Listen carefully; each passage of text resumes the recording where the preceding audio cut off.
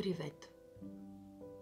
Няма по-тежка болест от тази, която не можем да видим.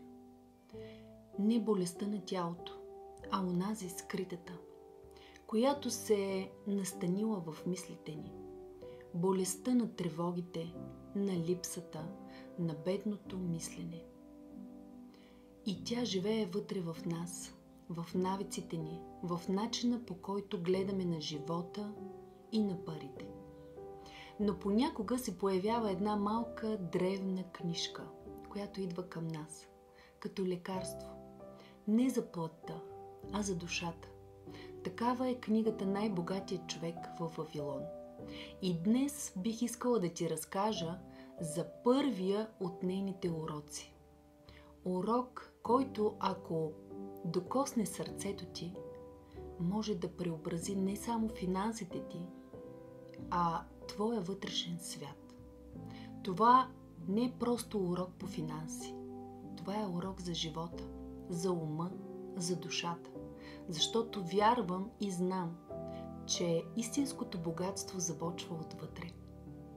Аркад, който е бил най-богатият човек във Вавилон, той ни подарява един толкова прост, но дълбок принцип. Спестявай и инвестирай разумно. Убедена съм, че сте го чували и преди, но сега ви каня да го почувствате. Отделяйте поне 10% от всичко, което влезе в живота ви и го насочвайте мъдро. Не харчете всичко, не се разпилявайте, спестявайте, създавайте посока. И това не е просто финансова стратегия. Това създава у нас една вътрешна дисциплина. Почит към твоето бъдещо аз.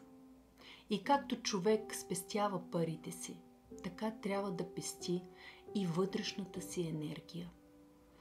Да не се разпилява в различни суетни желания, в празни разговори, в ненужни тревоги.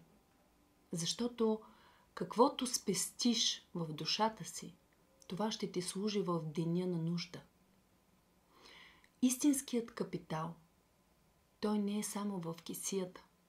Той е в мислите ни, в чувствата, в това, което допускаме да влезе в ума ни.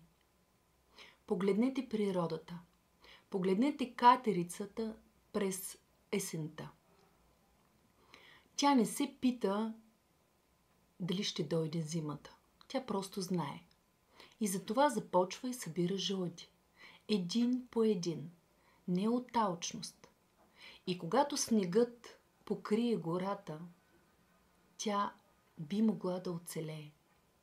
И не защото е силна, а защото е предвидлива. Такъв трябва да бъде и човекът. Като духовна катерица. Да събира и пази не само парите си, но и добрите си мисли, мира в сърцето си, доброто в душата си. Това е нашата зимнина за тежките дни. Това беше първият от уроците. Ще продължа съвсем скоро с втория. А до тогава, нека в мислите ви оттеква тихо един ключов въпрос. Какво мога да спестя днес от парите, от думите, от емоциите си, за да бъда по-богат утре? До скоро!